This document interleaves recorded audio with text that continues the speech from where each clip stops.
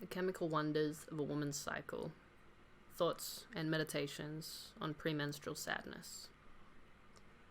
When you think about it, honestly, with all that was involved, of course there is sadness. It is our human hubris to think of ourselves as ourselves, in my opinion.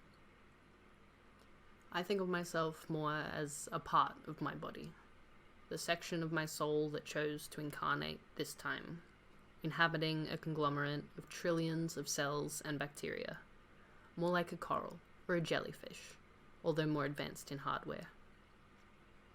These individual cells and bacteria all also consider themselves themselves. All metabolize, seek to protect themselves, and do their best at what they were designed to do. This includes developing bad habits, addictions, and cutting corners when the stress is on and supplies for a good job are running low. Cells in distress from either toxin or deficit of minerals or nutrients can elicit strong feelings from within the mind of the host, all-consuming and often confusing. Feelings of panic, fear, irritation, or even sudden acute worry about physical and financial resources, just as the cell cries out for his version of the same, can consume a person. This can be one reason for snappishness and irritability during illness or stress. It is well known now that gut bacteria dictate the foods we crave. The bacteria we cultivate by food choices end up influencing our minds and emotions from within, so that one would argue it a conscious choice. Your diet dictates not just your physicality, but your psyche too. It is lesser known to the extent that these emotional and mental influences have on us. Many would not like to admit it, but any trauma to an area or organ can manifest mental symptoms, just as mental stresses, like the inability to be understood, can manifest as a literal physical loss of speech or chronic throat infections. It works both ways, at so deep a level from within us that we are blind to these connections. In biochemistry, we cannot avoid the connections we see between the cell's diet and their behavior too. Each mineral deficiency is accompanied by specific mental and behavioral tells, as well as visible physical tells, the variety of which is astounding. Have you ever wondered why you are so different from how you used to be? There are many reasons. None need be permanent. Now, back to womanhood.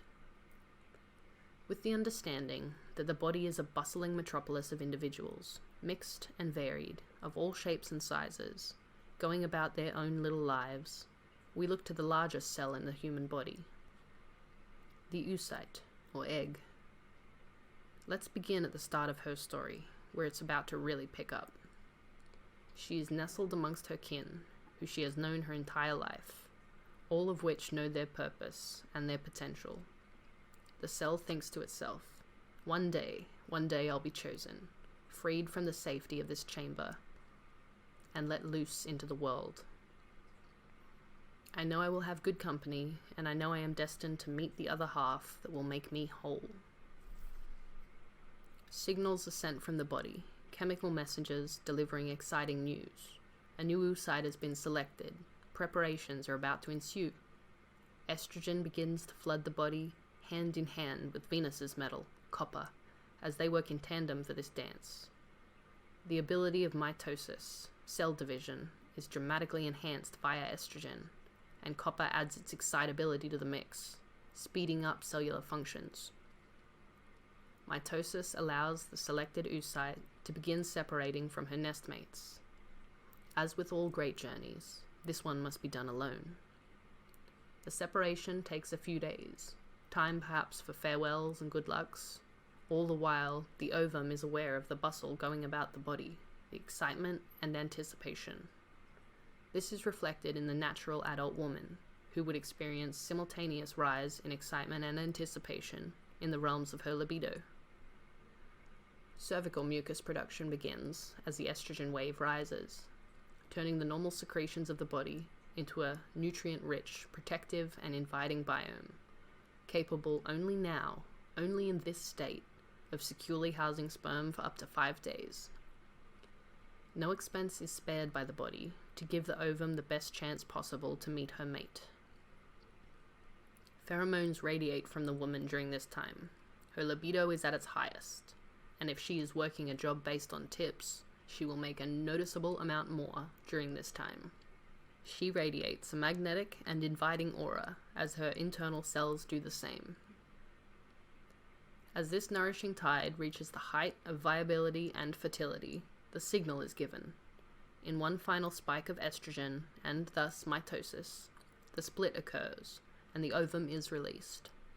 Safely escorted in a tide of plasma-like substance resembling that of an egg, the human egg journeys out into the unknown, pulled by instinct and need to fulfill its individual purpose. At this time, the body pumps the brakes on estrogen, allowing progesterone, the anti-mitosis molecule, to spike in production. This keeps the egg safe from progressing any further before the time is right. Timing is everything here.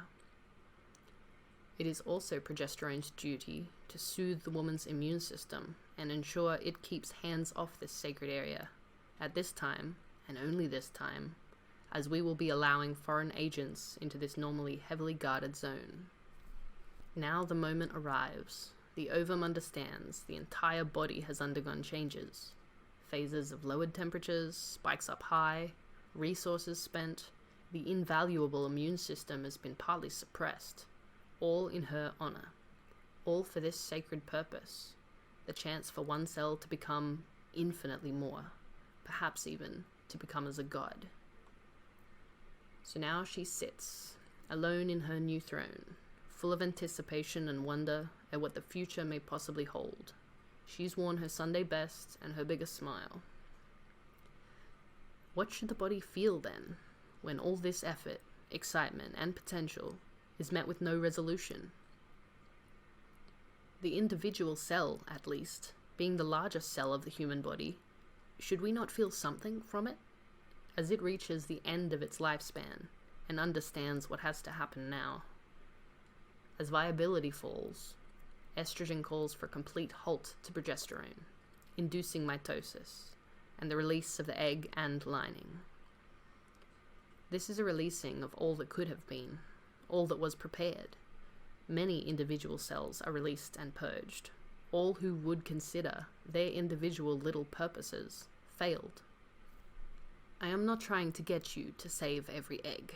You'd be a very busy lady. But I am trying to say, is it not reasonable for the organism that you are to be somewhat emotionally raw and even a little depressed at this time? The body is mourning its largest cell, the cell who arguably had the most potential. Not to mention the resources invested for this process. I think it a little crazy to not expect at least some upheaval from the body as it goes through its own city-wide mourning at the princess who, once freed from the castle, did not meet her prince.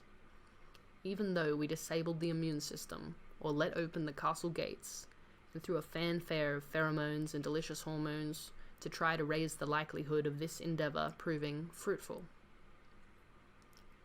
It is the instinct of life itself, ever drawn to perpetuate itself, and perhaps even individuality, that drive to separate ourselves from the others, to define ourselves as unique and become something more than we once were. So take it easy on yourself, or your partner, during this time. A lot of biological excitement and potential is being purged, and honestly, having a good cry is probably just what the biological cells and tissues ordered and would see as fitting. Food for thought, anyways.